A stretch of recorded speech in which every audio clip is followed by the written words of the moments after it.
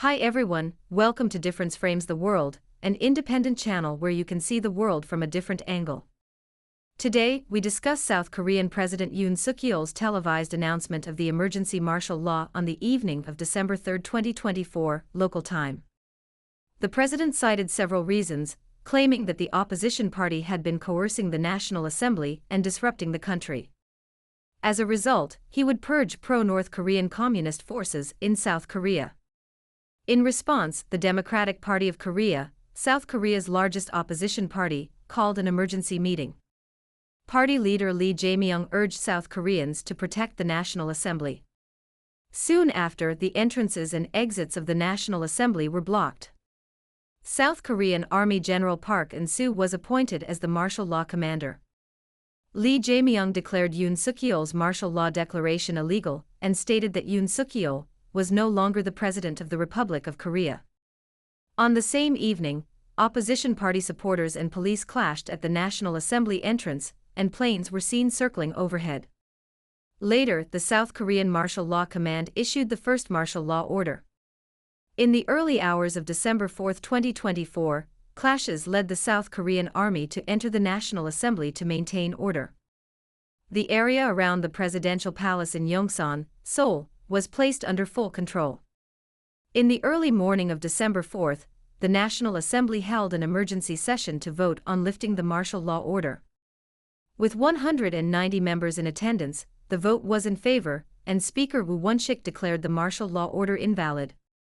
Yoon Suk Yeol reaffirmed his declaration of martial law to protect the country from anti-state forces, accusing the legislation entity of paralyzing state functions.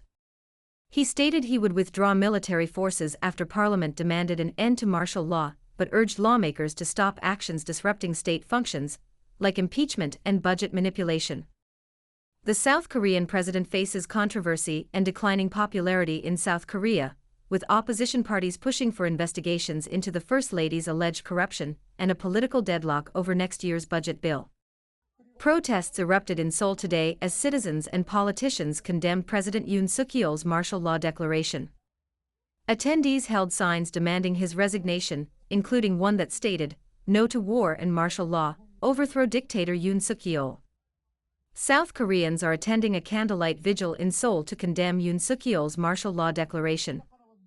Additionally, 6 opposition parties have introduced a bill to impeach Yoon, with developments unfolding rapidly. He may choose to resign, as urged by the opposition and the public, but Yoon seems determined to remain in power. If the impeachment bill passes with a 2/3 majority in parliament, the legal process could take months. Meanwhile, South Korea faces political instability, with the prime minister serving as acting president. Civil society groups are organizing a massive protest in Seoul at 6 p.m., expecting 30,000 attendees.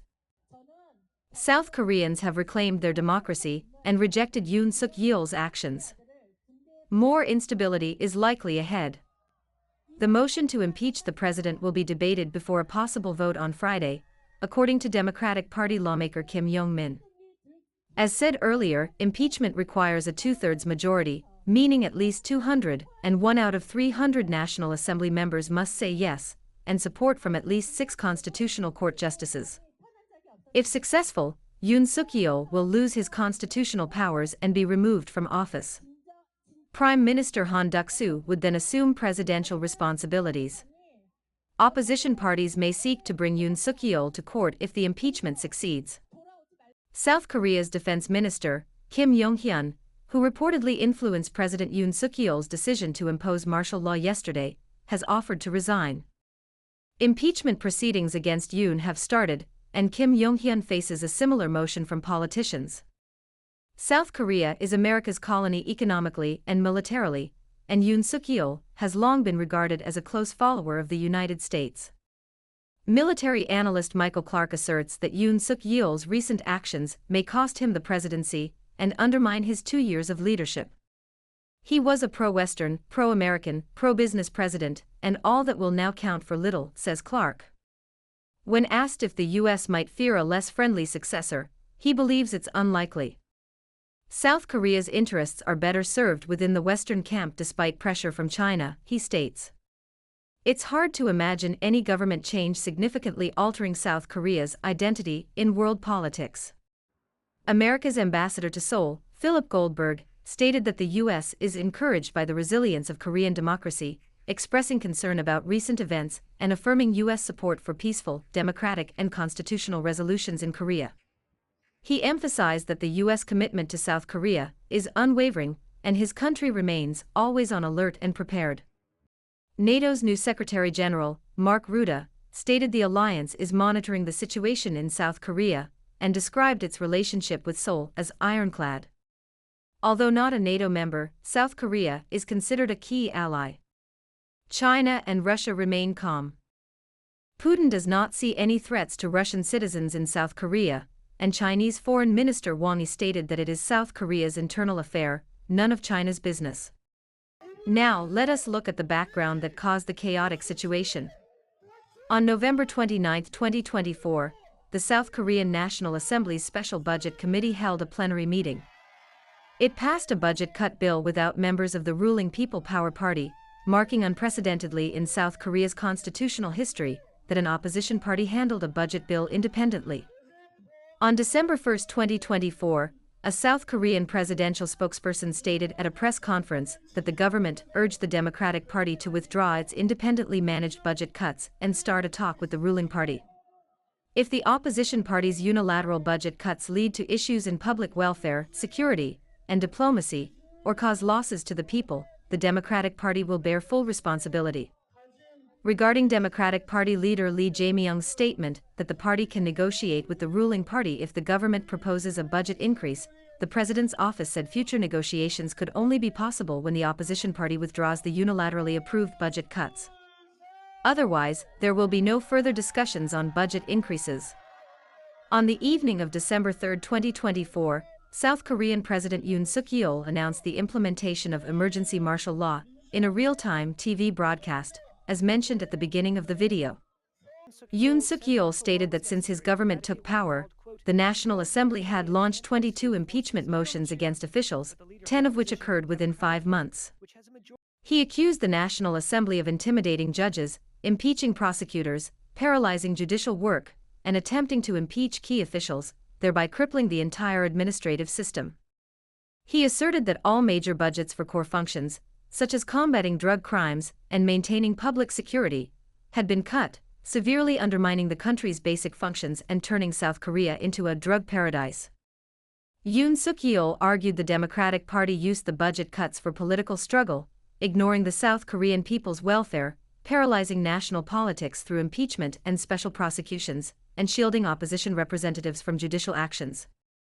According to external analysis, recent legislation promoted by the South Korean opposition party against President Yoon Suk Yeol's wife, and the impeachment of prosecutors and other public officials, may have triggered Yoon Suk Yeol to declare emergency martial law. Shortly after Yoon Suk Yeol's announcement, Han Dong-hoon, Minister of Justice of South Korea, and a representative of the ruling party, declared the emergency martial law wrong and pledged to work with the people to stop it. That same evening, Army General Park In-soo was appointed as the martial law commander. On December 3, 2024, local time, Lee Jae-myung, leader of South Korea's largest opposition party, the Democratic Party of Korea, urged the South Korean people to go to the National Assembly to protect it.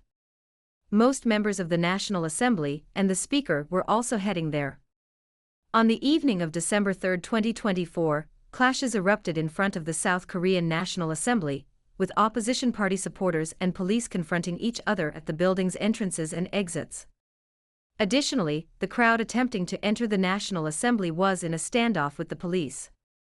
On December 3, 2024, South Korean Deputy Prime Minister and Minister of Economy and Finance, Choi Sang-mok, convened an emergency meeting on martial law. The South Korean National Police Agency also held an emergency cadre meeting, and the South Korean Ministry of Foreign Affairs discussed matters related to martial law. On December 3, 2024, the South Korean Martial Law Command banned political activities, including associations, assemblies, and demonstrations. All media and publishing activities would be controlled by the Martial Law Command. In the early morning of December 4, 2024, due to clashes in front of the National Assembly, the South Korean military went to maintain order, and later, soldiers withdrew following an order from the South Korean president. On the same day, the area around the South Korean presidential palace was under control. The South Korean National Assembly held an emergency plenary session to vote on the lifting of the emergency martial law order. All 190 members present voted in favor. South Korean National Assembly Speaker Woo Won-sik then declared the order invalid. Here is a summary of what happened in the past 24 hours.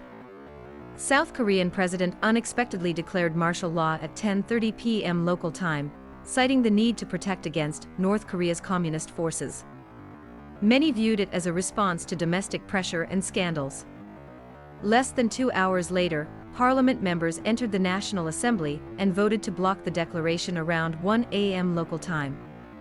Protests and clashes with soldiers ensued, prompting Yoon Suk Yeol to reverse his decision that night.